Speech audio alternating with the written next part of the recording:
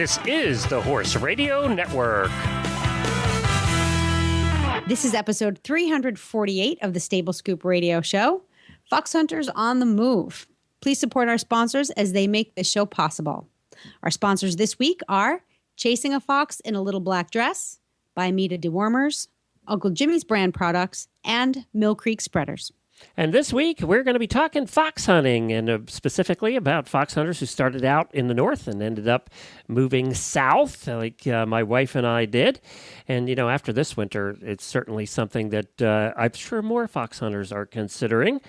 And so we're going to be doing that on today's show.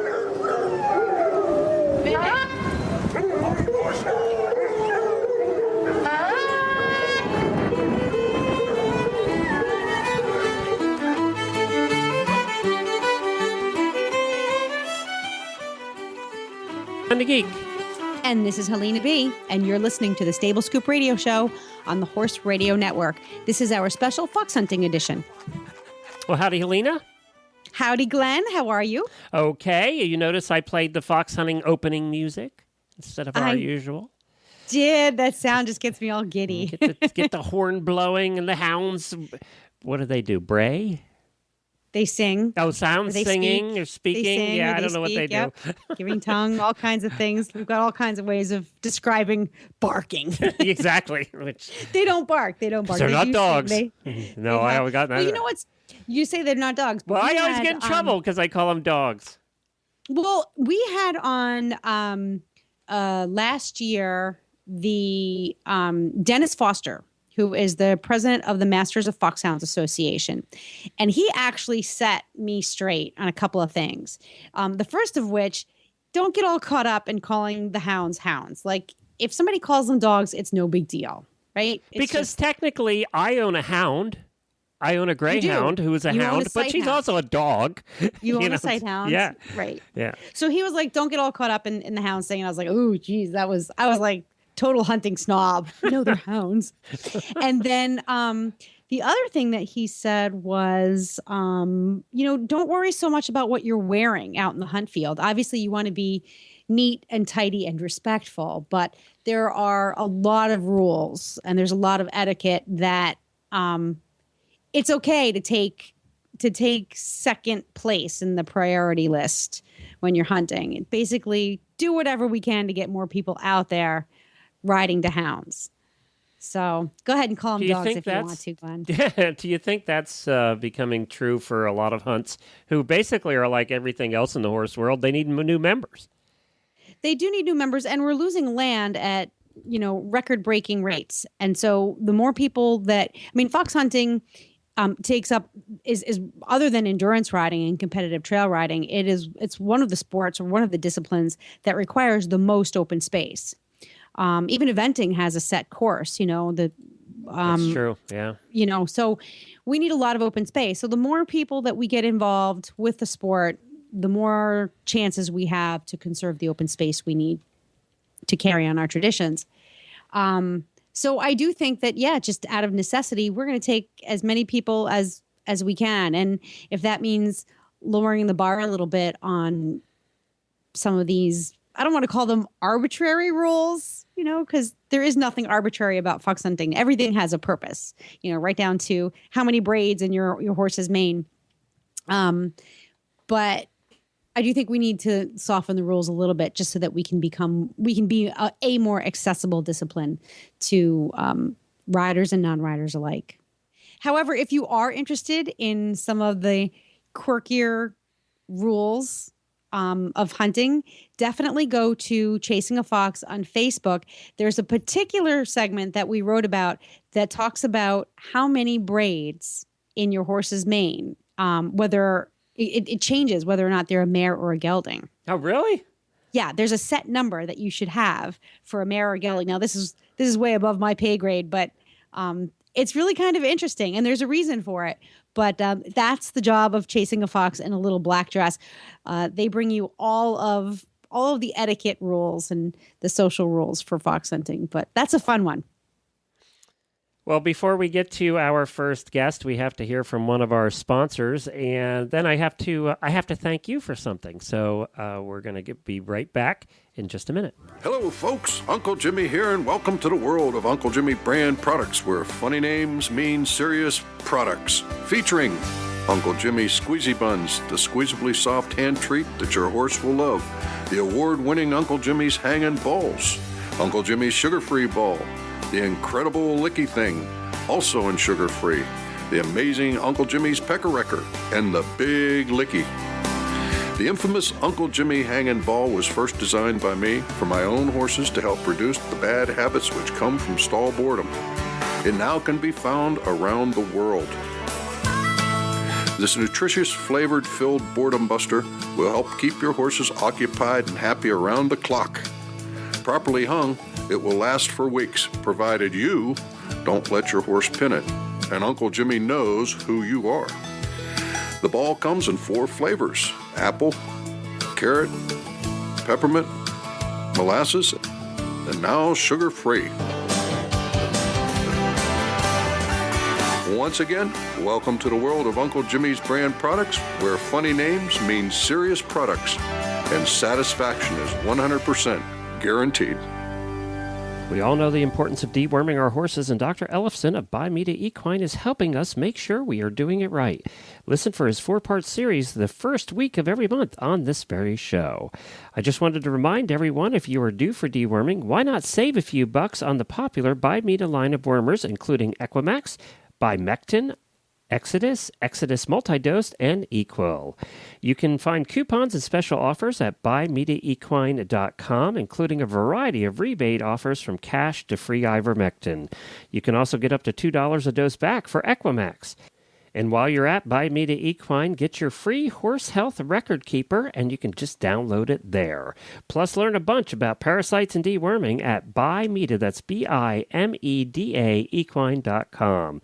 We at the Horse Radio Network all use Buy Me to dewormers because we want the best for our horses, and we know you want the best for yours too. Bimeda, and tell them the Horse Radio Network sent you. Well, Helena, I have to thank you for something. We've been doing this so long, sometimes I think we forget that we've been doing our show for almost 7 years now. And when we started doing this, it was at the beginning of podcasting. The podcasting has only become popular, really, in the last 2 years? 3 years. 2 or 3, I would say, in general. Okay. As a general rule. The general public. Right. I think that horse people started to catch on a little bit thanks to all the help that we had also from all of our guests promoting the show. And we've had the Chronicle of the Horse and different magazines have promoted the show over the years. And so I think the horse people have kind of figured it out. And there's still more and more people, finding us every day and finding different podcasts every day. Well, I was invited to go down and speak next week at the Florida Podcasters Association meeting. Yes, who knew there even was one? I know. But yes, there is. And there's one specific to Florida. Yeah, exactly. And there's hundreds of members. So I went down last night for the general monthly meeting, and they asked me to come down and sit on a panel and answer questions. Well, this was mostly made up of about 40 people, mostly made up of people who are just starting podcasts or just started, and they're really trying to figure it out, right? Yeah. Boy, we always say this, once you've done something for long enough, you forget what you know. And you forget where you've been and all the things you went through to get to where you are now. There are very, very, very few podcasts in this world, or networks of podcasts, that have made it as long as we have, number one, and have done as many shows as we have. We're over 4,000 episodes total for the Horse Radio Network. That's a lot. I mean, there's very few. There's probably 5 in the world that have done that. And, so thank you. Yeah, thank you for helping start the thing. And we learned a lot along the way, and we've learned, things that we should do and shouldn't do. And, we figured out how to sell ads and what worked and what didn't work. And, we spent a lot of time doing that, Jennifer and I especially, about 80 hours a week each. And, but when you sit in a group like that, you don't realize how much you know about a specific topic. And this happened when I taught sales and did sales for so many years too, or improv theater as well. You just don't realize how much you know. Until you start to have to explain it to somebody. That's right. So when we were answering questions about podcasting, I actually surprised myself a little bit. I was like, wow, I do know a lot about this topic. What a pleasant surprise. It was. It was actually we as the Horse Radio Network, I was the representative, but we were a big fish in a little pond. And I've never been that before. I've always been the little fish in a big pond. So it's kind of neat that way. And, it's become so popular. You remember years ago, I went to the New Media Meetup out in California, and it was for bloggers and podcasters, although it was more bloggers and podcasters then. That was probably 8-9 years ago. That was just a geek fest, really. That was when this stuff was like on the fringe. There were 2,000 people there. Do you know it's going on right now in Las Vegas, this year's New Media Meetup, and there's 40,000 people there, and over half of them are podcasters. So that's how much has changed. Well, I got an email recently from my cable provider saying that they're going all digital. So pretty much everything is going to be streamed. Podcasting is the original, television was broadcasting. And then when I was in investor relations and financial services in Boston, we were doing publicly traded companies' annual meetings via webcast. So we were actually streaming via the internet, and they called those webcasting. And then, of course, MP3 players. Oh, and it was slow and clunky, and just. Oh my God! Let me tell you, it was like being at the Democratic National Convention, putting on webcasting one of those events. But and then, of course, our devices got smaller, and the MP3 players came out, and iPods, obviously, which took over the market share, and then was born this miniaturized version of a cast, which became a podcast. And, there's always something there's a technology that comes out of the gate and it gets modified to its most convenient, usable, digestible form. And that's the one that the whole world adopts. And that's kind of what podcasting has become. It's become this easy to digest technology. Well, and along with I love the fact that we were horse people there at the beginning, because horse people are always like a day late and a dollar short. Yes, exactly. When it comes to technology, especially.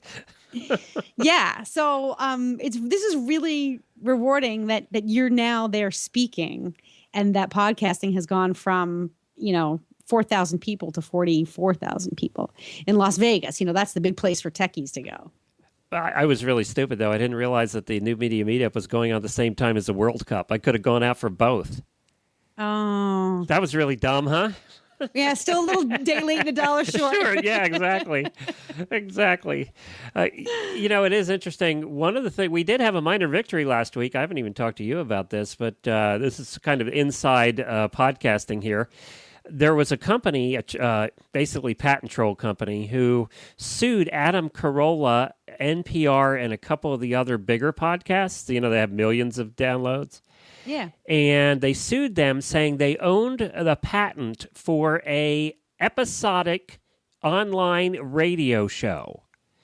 So, in other words, a podcast. This troll company that owns a bunch of patents, and then they just go out suing everybody. All you had to do was say troll company, and I think I got it. Yeah, okay. So they sued Adam Carolla. He has spent $750,000 defending himself. Oh, God. And what they claimed was that they own, basically anybody that podcasts, and if you do a series, like we do every week, yeah, then they can collect a fee. You have to pay a rights fee to them. Well, the judge came back and declared this week in Adam Carolla's favor, saying that's too obvious. It just was too obvious of a patent, and he threw it out. So that was what do you mean too obvious? It was like patenting walking.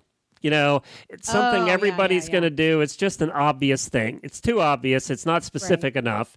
They didn't patent the technology to make it happen. They were just patenting the thing itself, which is something that it's like, and they've had these kind of patents before that are just ridiculous. Yeah. So the judge threw it out. So Adam won. You know- I mean, it cost him almost $1 million doing it, but it means for us that I'm not going to get sued. That's what it means. Does he get that money back? Can he countersue for attorney's fees or something? I don't think so. He actually did a fundraising campaign on Kickstarter, one of those, and actually raised like $400,000 towards his defense fund. Oh, all right. Yeah, so we all, I don't know if anybody, there's a lot of people out there who don't know who Adam is. He used to do the Man Show. And he used to have a radio show too. And now he does his podcast, which is very popular. He's kind of a sexist guy. But we all owe him a debt of gratitude, because you wouldn't be hearing these shows anymore if we had to turn around and pay a fee. And they would have went back on us for all 4,000 past episodes. Oh, God. Yeah, I mean, we would have been bankrupt. So okay, I'm feeling the weight of this right now. Okay, Yeah, thank you, Adam. Yeah, I mean, I was really, really starting to worry about this because they would have come after, we're a small fish. When you take a look at the whole, there's a lot of tech podcasts that have a lot more listeners than we do. NPR does, all of those, they get a lot more than we do, but we have 4,000 episodes. So, in that way, they could come after us for the fee per episode, and it's a much larger chunk for them than somebody who has 200. So, yeah, I was a little concerned about that. But, so we bit the bullet, or we dodged the bullet on that one. Dodged a bullet, yeah. So I wanted to tell you that. I know that's a little inside baseball, but we can all breathe a sigh of relief now. Well, I didn't tell you about Glenn. it before. You just didn't need that to worry about, too. So Yeah. It's been one of those weeks. I didn't think you needed that to worry about along the way. No, it's not much, but my stable scoop compensation is very much looked forward to every. That's the only time we ever talk. I mean and it's the only time Helene and I ever get to talk anymore. It's true. It's true. So anyway, that's a little win for all of us who listen to podcasts out there. Well, let's get back to fox hunting, and why don't you introduce our guest? All right, we have coming up today Joe Bills. He's actually an honorary whip, which essentially means he volunteers. He's not a professional staff member, but he rides out with Middleton Place Hounds, which is in the Charleston, South Carolina area.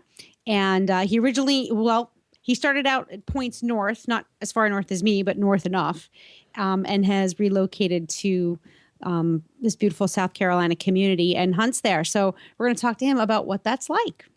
Well, now we get to talk to Joe Bills, who hunts with Middleton Place Hounds. And he has been hunting for quite a long time. And now not only is he a subscribing member with Middleton Place, but he also does serve as an honorary whip, which happens quite often in hunts around the U.S. So welcome, Joe. Well, thank you, Helen. Looking forward to talking about it with you all. So, okay, part of this fox hunting segment that we're doing is getting to know our fellow fox hunters and a little bit about their background and where they live. But in particular, today we're interested in learning about where you started riding and hunting, and then how you ended up in a beautiful southern town, which I lost after. You're in the Charleston area, right? Charleston, South Carolina? That is correct. I actually live in Somerville, which is just a few miles outside of Charleston. Okay. Where did you start? How did you get into riding, and where did you grow up riding? Well, I always loved horses, but, our family could not afford it. After college, I graduated from Eastern Kentucky University, just south of Lexington, and then began working in the Lexington area. And as a lark, I started taking some riding lessons and figured that wouldn't last that long. And it's been 35 years now, I guess. That's how it starts for a lot of us. Yes. And I took lessons there and bought a lovely Anglo-Arab mare. And I used to watch the Iroquois hunt go out and kind of figured that was above my station in life. And then in 1984, I got a job with the Navy at the Norfolk Naval Base in Virginia and moved there. My mare and I moved there, and I met a lady there, Dorothy Renfro, who was a pony club lady, and she invited me to go out with the Princess Anne hunt which is out of Williamsburg, and went out with them for the first time. And as they say, the rest is history. Well, you don't think about a young sailor traveling with their mare. You just that's not something you hear very often. No, I was not a sailor. I was a civil service employee. Okay. So it worked out much better. So how long did you hunt with Princess Anne? It's kind of interesting. I went out with them several times and then moved to the Washington, D.C. area. And then there I moved just outside Washington to a facility with the government south of Gettysburg, but inside Maryland. And my former wife and I started hunting with the Plum Run Hunt. Okay. And which is not with us anymore. They folded a number of years ago. And then we joined the Carrollton Hounds, which is a farmer's pack in Carroll County, Maryland. That was in the early 90s, and I hunted with them up until I moved to Charleston here a couple years ago. And then I did a number of hunt trips beginning in early 2000 that brought me down here to the Carolinas, where I was introduced to a number of different hunts and a number of different people. So what was the deciding factor in going to the home where you are now and hunting with Middleton Place? Mostly because I wanted to be closer to the coast. I'm retired now, and decided I wanted to be further south, away from that Maryland weather. And I love Charleston. Most people would say, why didn't you go to Aiken, which is a horse and hunting mecca, or Camden? But I wanted to be closer to the coast. I do like the ocean. I like the water. So that was one of the deciding factors. I'm always looking for my next hunting territory, and I can't go too far from the coast either. And your choices are limited if you're looking up and down the eastern seaboard, if you want a little bit of ocean life and a lot of hunting life. Exactly. Right now from my house, I can be at one of the beaches, Edisto or Isle of Palms or Sullivan's in 45 minutes, depending on how the traffic flows, which is not bad. And then I'm a half an hour from downtown Charleston with all the great restaurants and cultural activities. So, it's sort of giving me the best of both worlds. Yeah, absolutely. Now you have, who are you riding now? You're not on your mare anymore. You've got a new mount? No, I've had several since then. I lost her in 2000.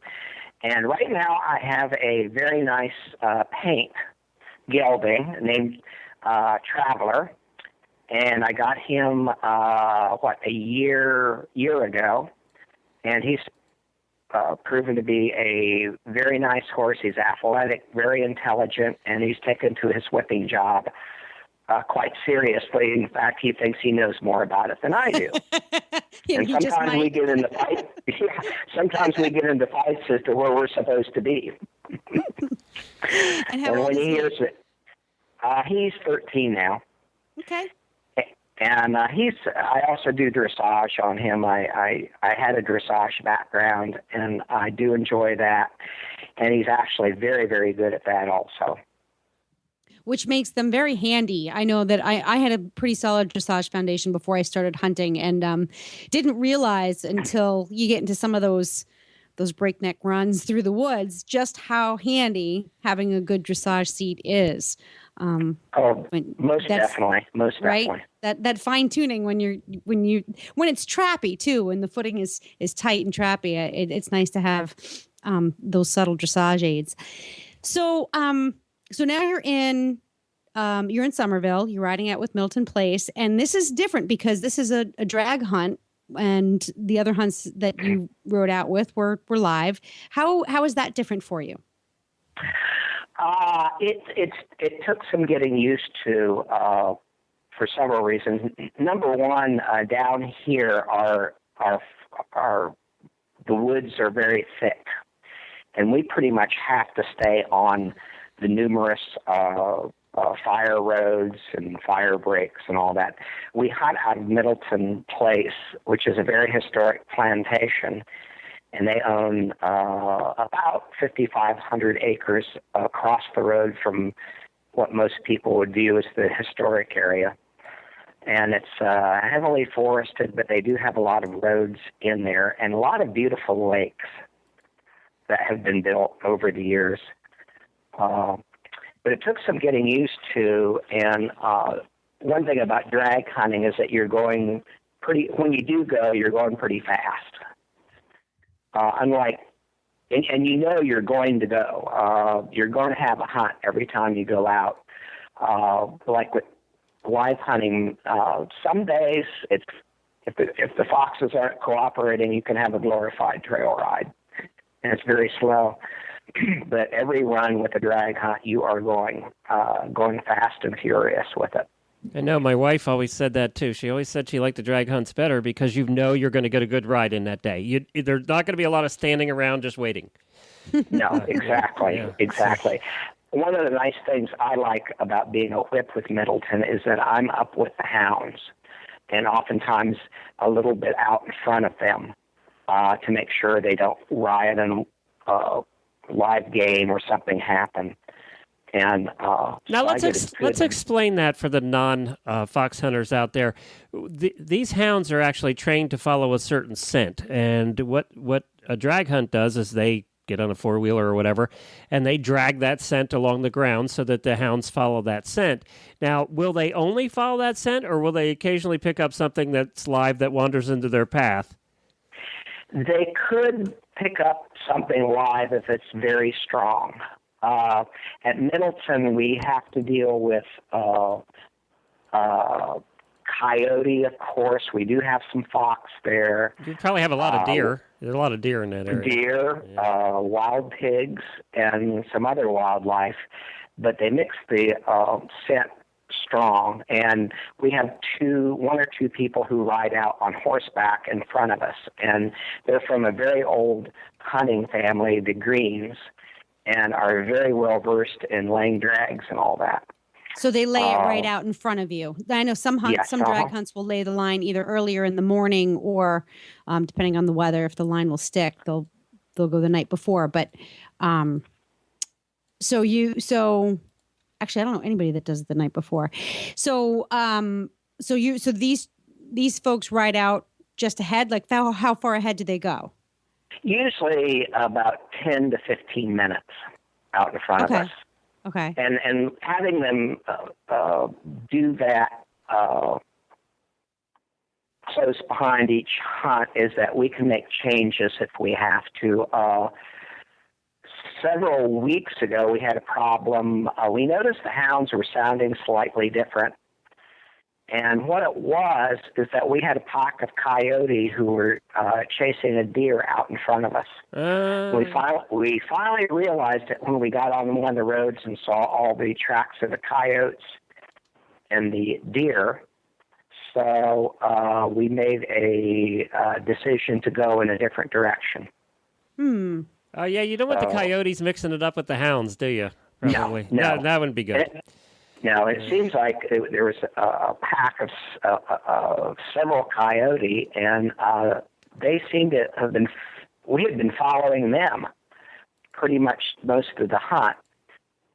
And just one of those accidental things. And then when our huntsman, Jamie, realized what was going on, then we moved off, and he could radio to his brother who lays the line and tell him to move in a different direction and get us away from those coyotes. So that's a good team effort there. Yeah. So now, when you moved away from Maryland to South Carolina, I mean, I'm up in New England, so the weather here is just absolutely ridiculous. But the Mid-Atlantic states have been hit by some wintry, icy weather in the last couple of years as well. Do you find that you get to ride more? Obviously you're retired now, so there is a little bit more riding time. But how is that different in horse keeping for you? Well, we do get to ride a lot down here. it's sort of the opposite as it is up there. When it gets really hot and humid midsummer, oftentimes people take breaks and not ride. And during the winter, unless it's very rainy and chilly, we can ride just about all the time. Is hunt season is still hunt season, a certain length of time? Is it longer in the South than it is in the North? No, actually, it's roughly the same. We actually start a little bit later because of the heat of September and October. So our opening meet is usually right after Thanksgiving, and up north it's usually before Thanksgiving. Yeah, they're just finishing up. Sometimes, yeah. Right. Yeah. But we have long roading and cutting season before that. Excellent. Because it can stay, even in January, we can have days when, we're just riding in shirts because it's just too warm. You're just making Helena really jealous right now. That's all you're doing. This is gonna you might just you might be seeing me out there. Yeah. And so now, how many subscribing members roughly do you have? Is it a big group or is it sort of small? We have about 50 subscribing members, and then we also have a large group of social members who make up our car followers. On Sundays, we have quite a number of car followers come out. We plan everything so that we give them a good show, have checks at places where they can see, the hounds and the mounted people go over jumps and come to the end, and they're usually they're waiting there with refreshments for us. That's wonderful. wonderful. A good deal. You have groupies. Groupies. Yes, exactly. And then we'll have a hot breakfast afterwards, and so we've got a fairly good following of car followers. Yeah. Huh. Excellent. Which, the nicer weather also makes car followers, fans, and groupies a little bit more likely to come out and support the cause, too. Oh, yes. Exactly. And they enjoy being out in the country and being out in the Middleton property. Enjoying the show.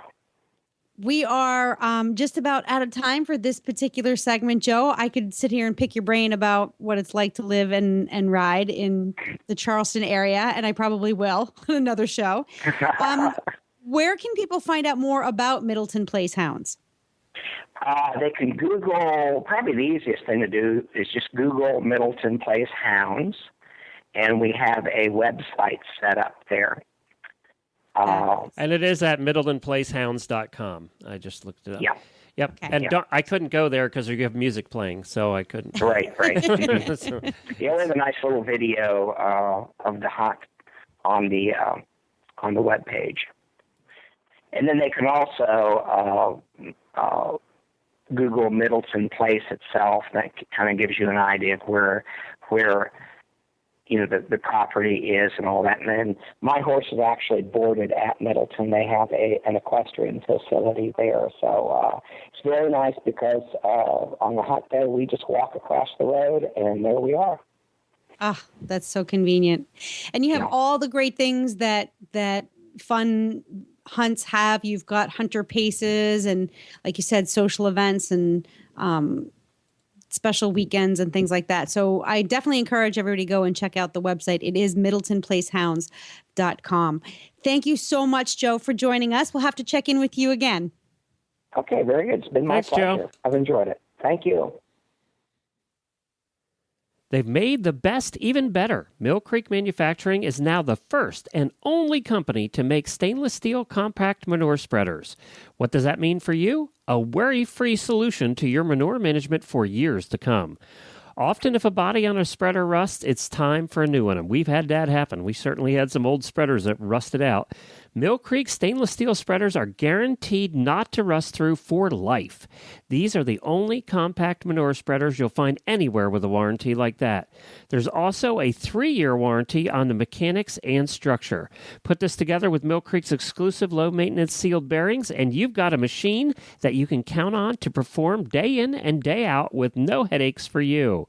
The stainless steel option is available on 6 of Mill Creek's models, from the popular 27, suitable for up to 4 horses, to the Big Daddy 127 for over 20 horses. 2 of the models can be ordered with either ground or PTO drive.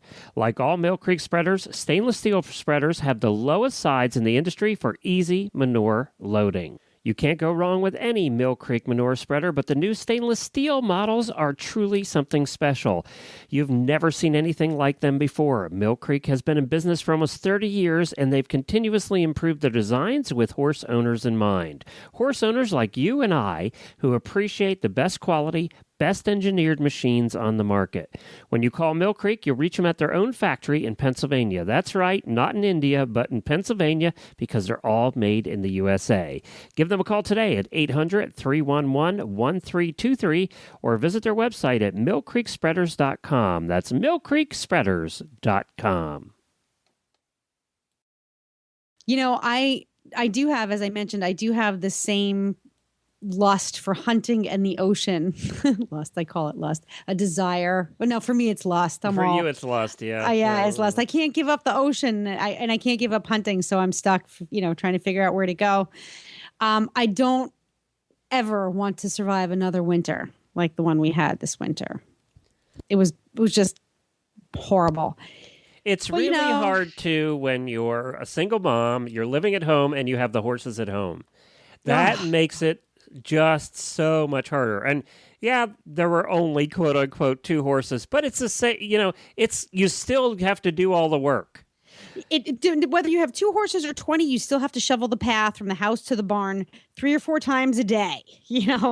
And you still have to have the frozen water buckets and the frozen pipes and the all that stuff. Yeah, that you're right. That does not matter how many horses you have. But how many times you have to move that manure pile up the frozen mound, or the wheelbarrow up the frozen mound of manure, that does make a difference. But, I do have a child in the school system up here, and obviously very strong ties to the community. We can't just pick up and leave for Florida, but I do dream about it. And, when the time comes that I can leave the North for any extended period of time, where would I go? And, Middleton Place is perfect because it's a drag hunt. I like it a little fast and furious, and it sort of fits with my overall philosophy.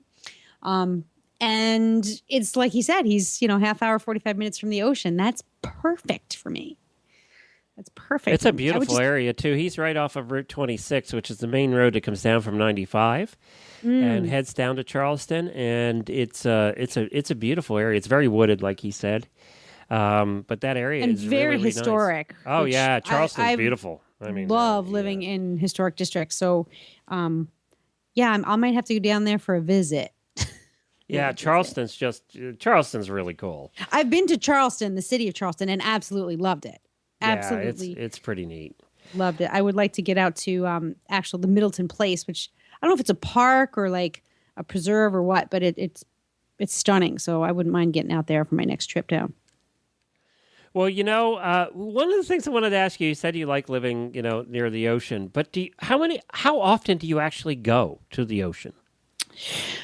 Well, I run down to the beach pretty regularly. So when I get my old button gear and I got to burn some calories, I'll take a nice, people run, 2-footed run down to the beach. And I do hack my horse down to the beach a lot. And in the summertime, we're there every day. Like, okay, you do go that often. All right. Because we'll do whatever we have to do. We'll ride, we'll do our chores, we'll work. We do a lot of farm work in the summertime, and then when we're done with those chores, usually like 2 o'clock, maybe 3 o'clock, we go down to the beach, and we swim and we play. And Sunday mornings, we'll go down, we'll have coffee, read the paper. We go down for barbecues all the time. It's because our community is a little bit different. We can still build bonfires on the beach. We can barbecue down there. It's more of a little town feel. It is. It's our town center. Like some places, some communities have a pool, like a town pool. Yeah. Gated communities have their little rec centers or whatever. That the beach serves as our recreation center. So we're there a lot. It's an incredible learning tool for children. It's a healthy, and for dogs, you can go and let your dogs run. You can get out of the car and let the kids go. And it's just a wonderful natural environment, I think, for all kinds of creatures. I couldn't leave it behind. But I guess in the wintertime, either you have that or you don't, because Jennifer and I don't, we like being at the ocean, but I could take it or leave it. Yeah. Yeah. No, and we like seafood and really like seafood and. Well, that's one thing you're going to miss if you ever move out of New England, because it's just not as good. Community. It's not as good, the seafood part. One of the only reason that people got mad at us, our entire family got mad at us when we moved out of New England because they couldn't get the good seafood anymore when they visited. Then we moved to Kentucky, and we lived in Kentucky for 4 years because we were covering the World Equestrian Games. And we lived in Kentucky. Nobody came to visit us in Kentucky because none of our family. I did. You did, and but none of the family really did because they're not horse people, so they didn't care. Yeah. So then, when we moved to Florida, now everybody comes to visit because it's Florida. So, it's been interesting to see who visits where. So how has your life changed since going from, you went from Pennsylvania to New England to Kentucky and now finally to Florida. Now I know that that was important for Jennifer. She was like, I just need to ride more. Well, and that's it. I think, I think the difference is it's just not as hard. When you talk about how hard the winter was, and I see how hard the winter was for everybody, and we lived through those winters, so I know, Yeah. We lived in Massachusetts in a winter. We had, almost 100 inches of snow. You were working at the club together with Jennifer at that time. Yeah. Shoveled a lot of snow that year, too. Yeah. But, it's just... I think it's just easier. The winter is easy. It's beautiful here in the winter. Everybody always says, well, you got and we're coming up to our winter, July, August, September is really hot. June, July, August, September, but those That's 3 the months toughest, are, that's the toughest time to live in Florida. Yeah, because it's, 95 degrees and 120% humidity every day. But you know what? We have 3 bad months and 9 good months. I'll take that over your 3 good months and 7 or 8 bad months and then a couple shady months. So, we have... Let's just back up that bus for a minute. I would say that... you have 6 bad months. This year you had 6. April, the second half of April is great. April, May, June, July, August, September, October, November. I would say right through November is pretty darn good. Yeah, April through November is great. Right. And 8 months. But it's the intensity. Like you that's can't, right. It's the intensity. It's not so much the quantity of good months versus bad months. It's what happens in those bad months and then how that trickles down into the good months. So, to be an outdoor person in the North in the wintertime is just impossible. Yeah, unless you're skiing, and you're not skiing every day. So that's something you do once or twice. For most people, they end up going on vacation or whatever. So but if you're in Florida and it's 95 degrees with 120% humidity, I can still go outside and do something. You can still go out. I mean, you're not going to be doing any yard work at that time of day or heavy riding, but most Floridians will ride early in the morning in the summer if they do ride. That's right. Or in the evening. Or we'll do it 7 o'clock at night. You can go for a quiet trail ride or something like that. It's not impossible. When there's 100 inches of snow on the ground out here, you do nothing. Right. Exactly. So I would say that life just gets easier. And when you said that, it made me realize that. It's that life gets easier. You just don't have to worry about all that crap. We don't have to worry about... I mean, it does get darker there, for us. Oh, actually, it stays light longer here. It does. You're an hour. Yeah. We'll stay light when, it was really good when we lived in Lexington because it would stay light till almost 10 o'clock at night in Lexington because they were right on the border of the time change. Yep. So now down here, we'll stay light till 9:30, over the summertime. So light's not a problem at all. Yeah. You're usually happy when the sun goes down anyway in the summertime. Yeah. But, I couldn't live where Jamie lives. That's a whole different story. In when Arizona. and don't, the whole high dry heat thing's crock. It's still 115 degrees, it's, every day. whole It's dry like, heat thing's a crock. don't ever say that to Jamie. She'll punch your eyes out. Well, she went from Atlanta or Georgia. Yes, where which is it's very hot and moderate. humid. Yeah, but Yeah. not 115.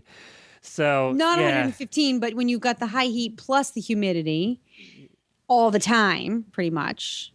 I don't know. I haven't lived in Atlanta, so I can't say Atlanta's that for not sure. too bad. It's kind of moderate. In the summer they get hot, but in the winter, they get cooler. Yeah. That's about it's about a 4-hour drive from where we are, and it changes a good bit from here to there. Okay. So they, they'll have winters. They even get a little bit of snow and everything. But yeah, so it's just interesting. I just think it gets easier. That's the best way to say it. Okay. There's- It's hard living in the north. If we want to go out to dinner, we don't have to worry about the fact that there's 12 inches of snow and the roads maybe aren't plowed. You don't have to worry about that. As you said, you just can't do certain things in the winter. You can't. No, and whereas we can still do those things. Yeah. Yeah. Okay. Well, which is why, half the state has just disappeared heading back north because they're done with their winter now and have all headed north. So Amen to that. We can get in restaurants again. That's what it means for us locals is the snowbirds are gone. The horse people are gone. Now we can get back in the restaurants again. No lines. Well, let's do our tack and habit segment. Okay.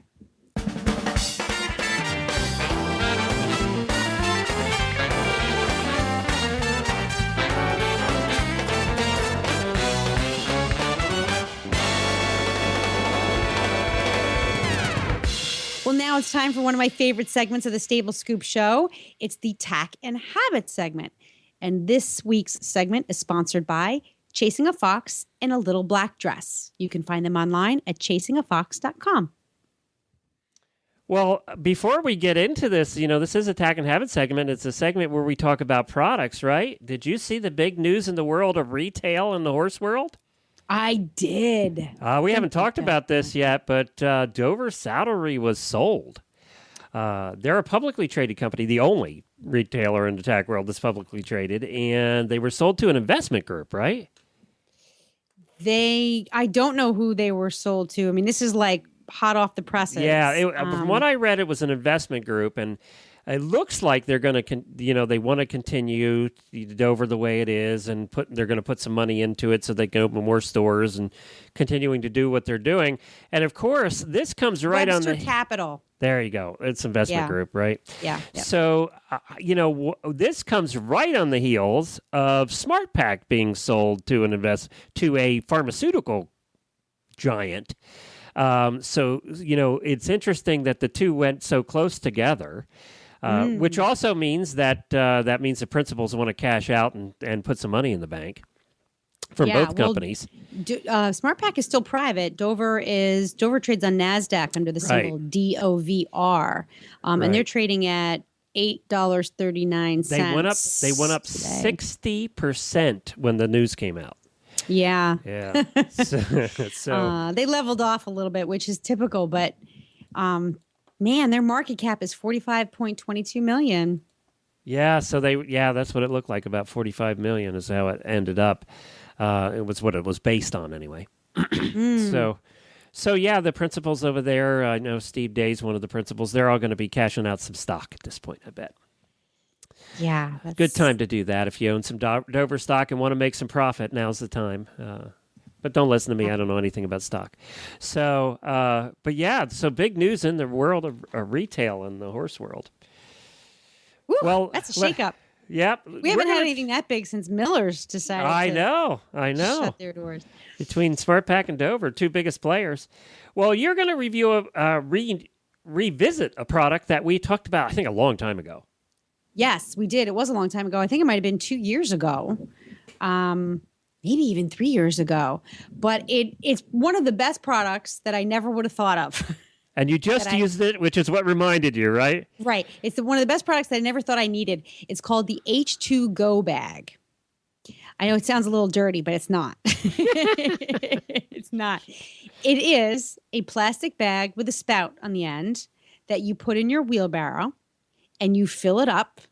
It's a flexible plastic, heavy duty plastic bag. You fill it up with your hose and the plastic bag fills like a juice pouch, like a juice box pouch. And you plug up the spout and you can bring your water anywhere you want. So for me, I have my horses out in the back field, which is, a little bit, couple 100 yards from my barn. So my hose doesn't go all the way out there. So I just filled up my H2Go bag. Well, I put it in the wheelbarrow, filled it up, plugged it up, and brought it out to the field and filled their water buckets up out there. It was like, I can't believe, I forgot that I had it too, because it was tucked away in my tack closet. And I was like, how am I got to carry buckets out there. This is awful. I'm not ready for this. Blah, blah, blah. I was like a whining, crying mess. And then I'm like, what's this blue thing? And I pulled it out from under some winter blankets and I went, oh, my H2Go bag. I was so excited. I was dancing around my barn like a total idiot. The neighbors must have been like, what is she up to now? And then there I am filling it up. And I was marching that wheelbarrow down the back path like, all happy. It was muddy and bumpy. I didn't care. I was all happy when you should go back. It is kind of, I like your juice bag analogy. It's kind of like a great big juice bag. It is like a great big juice bag. Yeah. It like can't, and a 20-gallon juice bag. It holds 20 gallons, which is perfect. And I think it retails for somewhere around $19.99, which is not a bad price. No. And this one's years old, right? Well, it's 2 years old now, yeah. And so it doesn't have a hole in it, or it hasn't rotted or anything. Nope.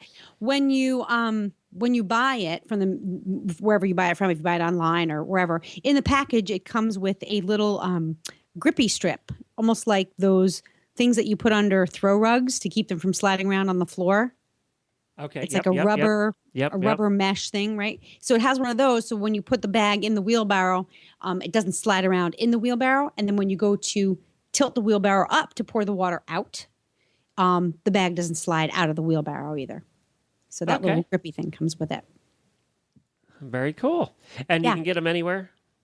You can get them anywhere. You can get them at Walmart, Amazon, Gardener Supply, Chick Saddlery, Riding Warehouse. Yeah, just Google them and Google H2Go bag. And you can even buy it direct from the manufacturer at h2gobag.com. There you go. Very good. And I did have a question from a listener who asked us if we use any particular podcast apps beside ours. So, of course, you can get the Horse Radio Network app by searching Horse Radio Network on iOS or Android, and it's free and easy to use, but it only has our podcasts. If you're looking at listening to other podcasts, there's a number of them out there. Stitcher is one. I actually use, the personal one I use is called Pocket Casts, Pocket Casts. Pocket Casts, you search for Pocket Casts in your app store, and you'll find it. I think I paid $3.99 or something for it. But I love this. I love how it's set up. I love how I can sort my podcasts by different things. You can sort it by audio, video. You can sort unplayed podcasts. You can sort just the ones that you've started and haven't finished. And then you can set up playlists where I can set up different podcasts. Like if I take and put Horses in the Morning and click on it, then it'll only show me the Horses in the Morning podcast, not all the other ones I have too. So it's like a podcast organizer. It is, and it's really, really good. The player is very good. It's you can, when you hit play, you can back up 10 seconds. You can skip ahead 30 seconds. It has snooze, so you can set it up that I go to sleep with my podcast some nights, and I can actually set it up to turn off in an hour, 30 minutes, 15 minutes, 5 minutes. Oh my God, you are a geek. Yeah, so it's really cool. It's a nice program. It's called Pocket Casts. That's the one I use. Okay, Pocket Casts. For anybody that's looking for a podcast player, as I said, there's a million of them out there now. But this one really does work well for everything I need it for. And I think it's available iOS or Android, either one. Okay. Cool. All right, we better That's a wrap it little- up. That's a little outside of my geek scope, but I'll probably be using it in like 2 years. Oh, well, I just found it. What's the price here? It's by a company called Shifty Jelly. I like it already. Shifty Jelly. Shifty Ingenious. Jelly is the name of the company. That's correct. Let me see. I'm trying to find a price. Once you have it Well, installed, you it's said almost $3.99, right? Yeah, I'm just looking. I thought Somewhere it was around like there? $3. Once you have it installed, it's hard to find a price. $4.99 is what it was. So I was close. So $4.99. It's worth the $5. Worth the $5. Yep. All right. Well, we need to wrap up because All I right. will put my horses out back. All right, you put your horses out. Go coach your daughter out there playing, looking wicked, by the way, in those pictures. Yeah. Let's see what she brings today. I told her to be a maniac. All right, thank you, everybody. Take care. We'll For see you again. details about today's show, though, yeah, make sure yeah. you go Oh, yeah. to stablescoop.com where you can find links to today's guests, photos, and more information. And remember, we love your feedback. Please follow us on Facebook. Just search for Stable Scoop and comment on all the awesome content that we put up there. We're also on Twitter at Horse Radio. Many thanks to our sponsors. We had a bunch of them today. Uncle Jimmy's Brand Products, Mill Creek Spreaders, Buy Me to Dewormers, and Chasing a Fox in a Little Black Dress. That's it for this week. Ooh, that was plenty, but there will be more next week. Until then, happy scooping.